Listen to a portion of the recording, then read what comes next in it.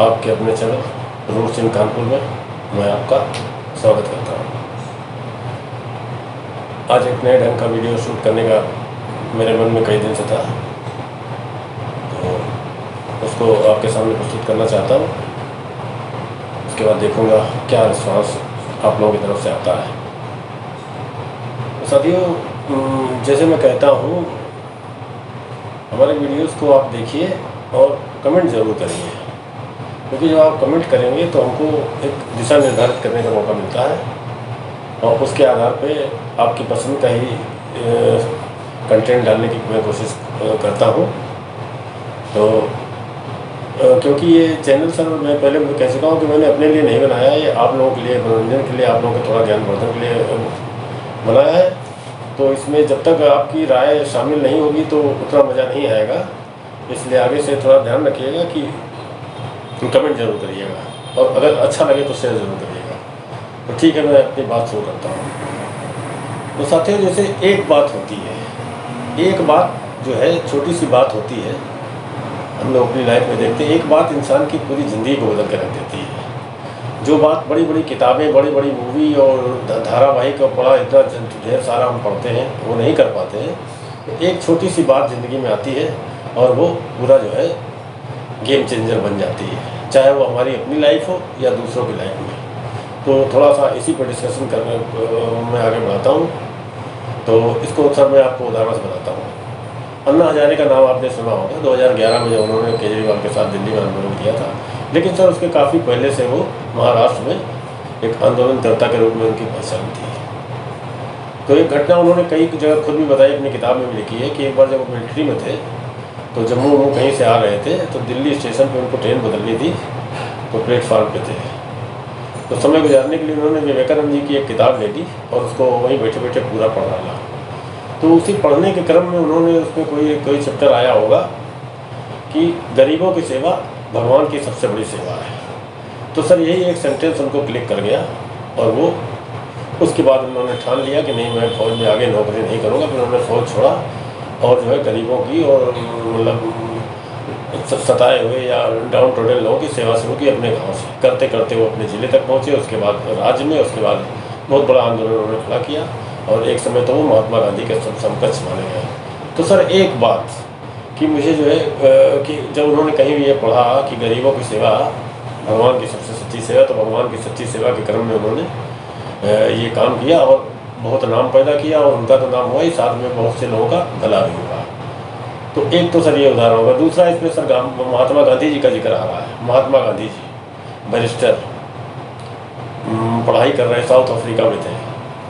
तो एक घटना हुई, एक बात हुई, वैलिड टिकट के साथ वो ट्रेन में यात्रा कर रहे थे। वहाँ के नियम के हिसाब से वो उच्च श्रेणी में नहीं यात्रा कर सकते थे। तो वहाँ सार्जेंट ने, गोरे सार्जेंट ने उनको ट्रेन से धक्का देके गिरा दिया। तो एक बात या वो घटना थी, उनके मन में अपील की कि तुमने मुझे ट्रेन से हटाया, मैं तुमको पूरे हिंदुस्तान से हटा दूँगा। तब तक उनका स्वतंत्रता आंदोलन से सर कोई लेना देना नहीं था। फिर वो इंडिया में आए, उन्होंने कई सालों तक पदयात्रा पूरे हिंदुस्तान की जिस समय उन्हें कोई सुविधाएं नहीं होती थी। और उसके बाद बहुत सारे और भी प्रयास रहे होंगे, लेकिन गांधी जी का मतलब एक बात उनको जो लगी तो वो आगे तक चली गई। तो सर ये एक बात की महिमा अभी यहीं समाप्त नहीं होती, मैं कुछ और उदाहरण आपको देता हूँ। सचिन तेंदुलकर का आपने सुना होगा। सचिन आए क्रिकेट में, उस समय सर टेस्ट क्रिकेट का जमाना होता था। उस समय जो है वसीम अकरम वकार यूनिस की जोड़ी जो है दुनिया में सबसे बढ़िया, रिवर्सिंग वगैरह का बड़ा हथियार बना था। सचिन 16 साल की उम्र में आए थे और उन्होंने जब भाई वो लोग क्रिकेट के भगवान की श्रेणी में आते थे वकार यूनिस, तो वकार यूनिस की गेंद इनके मुंह पे लगी और जो है मुंह से खून निकलने लगा, गिर गया सब। इवन मतलब पूरी दुनिया के क्रिकेटर सब सचिन को सोचते छोटा सा लड़का क्या कर पाएगा, अरे बहुत छोटा है, इसको नहीं बाउंसर फेंकते।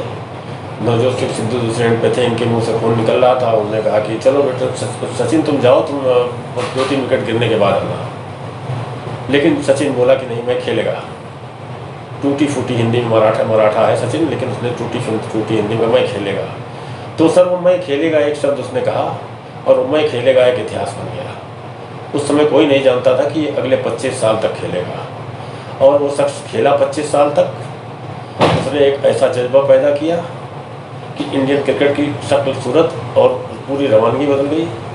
और वो एक शब्द मैं खेलेगा ने इंडिया में एक नई जनरेशन का सूत्रपात किया और कितने लोगों ने क्रिकेट की प्रेरणा ली और मतलब इंडिया जो है क्रिकेट खेलने वाले देशों में सिरमौर बन गया। वो एक सेंटेंस था, सर मैं खेलेगा। चलिए यहाँ तक है। अब एक और पुराना सर मैं आपको याद दिलाता हूँ, अंधे का पुत्र अंधा। याद आया कहाँ का सीन है? आपने महाभारत देखी होगी। महाभारत होने के 100 कारण होंगे, लेकिन मुख्य कारण सर क्या था? द्रौपदी ने अट्टहास करते हुए जब वो दुर्योधन उसको फर्श समझ के पानी में गिर पड़ गए थे, तो उन्होंने कहा अंधे का पुत्र अंधा। तो उसी सर एक सेंटेंस ने, हालांकि निगेटिव उदाहरण है सर, लेकिन ये भी देना पड़ता है, एक उस सेंटेंस ने जो है महाभारत की नींव रख दी कि फिर सुई एक 5 गांव नहीं देंगे, सुई के लोग के बराबर ढूंढ नहीं देंगे। इस तरीके से उन्होंने किया कि अंधे का पुत्र अंधा। जब शीशे की तरह दुर्योधन के उतरा होगा तो फिर पक्का हो गया कि चाहे आप मर जाए लेकिन उतर। तो सर ये शब्द बाण की तरह सुनते हैं, कोई घटना हो पूरी जिंदगी पर सर भारी पड़ जाती है। एक सर उदाहरण और देता हूँ। तुलसीदास जी का नाम सर राम बोला हुआ करता था। उनकी पत्नी थी रत्नावली, बहुत सुंदर थी। तो जैसा दृष्टांत है उसके हिसाब से वो अपनी पत्नी से बहुत ज़्यादा प्रेम करते थे, उनके प्रेम में लिप्त रहते थे। बहुत बार वो एक बार वो मायके में गई तो काफ़ी दिन तक नहीं आई, बरसात का मौसम था। उनको पत्नी के प्रेम में वो बुरी तरह से डूबे हुए थे, तो उनको कुछ नहीं सूझा तो वो चल दिए, मतलब सारे झंझावात पार करते हुए पहुंच गए। तो वहाँ जब उनके वहाँ तक पहुँचे तो उन्होंने उनके ससुराल वाले सब सो रहे थे, तो उनको पता था कि मतलब रत्नावली का कौन सा कमरा है। तो उन्होंने एक रस्सी देखी, तो रस्सी देख के वो पकड़ के चढ़ गए। तो वो ये नहीं जान पाए सर कि वो सांप था। सांप को रस्सी समझ के जब पहुँचे, प्रेम में विवल पत्नी के सामने गए, तो पत्नी के मुँह से निकला एक ही सेंटेंस निकला सर, अस्थि चर्म में देह ममता में ऐसी प्रीति होती कहूँ जो राम पद होती न तब होती, कि हाड़ मास की मेरी देह में इसमें तुम्हारी ऐसी आसक्ति है, अगर इसका रत्ती भर भी तुमने राम में लगाया होता तो जो है तुम्हारी ये हालत नहीं होती। तो बस वही सब था प्रेम, जो प्रेम में विवल थे वो वहाँ से उनको वितृष्णा हुई तुरंत और वो चले गए। फिर सर वो राम बोला से तुलसीदास बन गए और उन्होंने रामचरितमानस की रचना की। सर ये सारे उदाहरण आपको सर पता है, कोई भी चीज़ ऐसी नहीं जो आपको पता नहीं है। बस ये मैं आपको बता रहा हूँ, केवल याद दिला रहा हूँ कि छोटी छोटी चीज़ें, छोटी छोटी बातें कभी चुभ जाती, कभी लग जाती, कभी कोई निगेटिव चीज़ होती, कभी। एक उदाहरण सर और वाल्मीकि का नाम आपने सर सुना होगा, लेकिन वाल्मीकि नहीं थे जब तक उनकी नारद जी से भेंट नहीं होती। डाकू रत्नाकर था, जंगल में रहने वालों को लूट लेता था और उनका हत्या कर देता था। तो कथा के अनुसार नारद जी एक बार गांव से गुजर रहे थे, तो रत्नाकर देखा, उनको बंदी बना लिया, बोला नहीं सपना दो। तो बोले ठीक है तुम ले लो, नारद जी बहुत ज्ञानी थे, तो तुम ले लो, लेकिन ये तुम जो ये कत्ल ये मार काट सब करते हो किस लिए करते हो? तो बोले नहीं, मुझे तो जैसे सब लोग पेट पालने के लिए कुछ ना कुछ करते हैं ऐसे मैं भी करता हूँ। तो बोले ठीक है तुम अपने परिवार के लिए करते हो, एक बार जरा परिवार से पूछा है तुमने कभी कि मतलब ये तुम्हारे इस पाप के सहभागी बनेंगे, जिसको तुमको पाप मिलेगा इसके सहभागी बने? बोले नहीं, क्यों नहीं मिलेंगे, क्योंकि मैं परिवार के लिए करता हूँ, अपने लिए तो करता नहीं हूँ। बोले ऐसा करो रत्नाकर, तुम एक बार परिवार से पूछ लो, मैं यहीं बैठा हूँ, मैं कहीं जाऊँगा नहीं। तो जब वो गया तो उन्होंने एक एक करके अपने भाई बहन पति पत्नी और पिता और बच्चों सबसे पूछा। बोले नहीं, आपका फर्ज है मुझे खिलाना, आप कैसे लाते हो उस पाप के भागी आप बनोगे। तो सर वही फिर भाई एक बात ने डाकू रत्नाकर को वाल्मीकि बना दिया, उन्होंने रामायण की रचना की।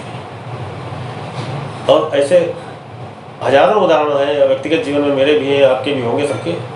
तो सर जो चीज़ किताबें नहीं कर पाती हैं, बड़ी बड़ी मूवीज़ नहीं कर पाती, बहुत बड़े सीरियल, वो एक बात सर, कोई एक सेंटेंस, एक बात लग जाती है उसी एक बात से, तो सर एक बात की महिमा निराली है। तो जीवन में ध्यान रखिए कि मतलब एक बात जो होती है जब चुभ जाती है तो उस आपको पूरा लंबा चौड़ा ककारा याद करने की जरूरत नहीं। जब एक बात लग गई तो फिर लग गई, वही एक बात इंसान को कहाँ से कहाँ पहुँचा देती है।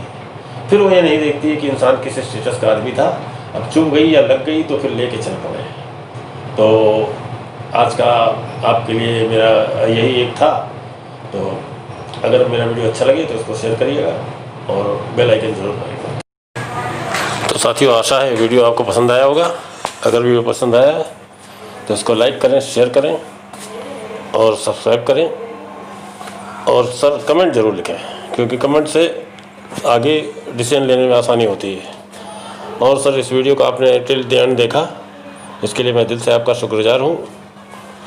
तो इसी के साथ एक नए यात्रा पर निकलने के लिए तैयार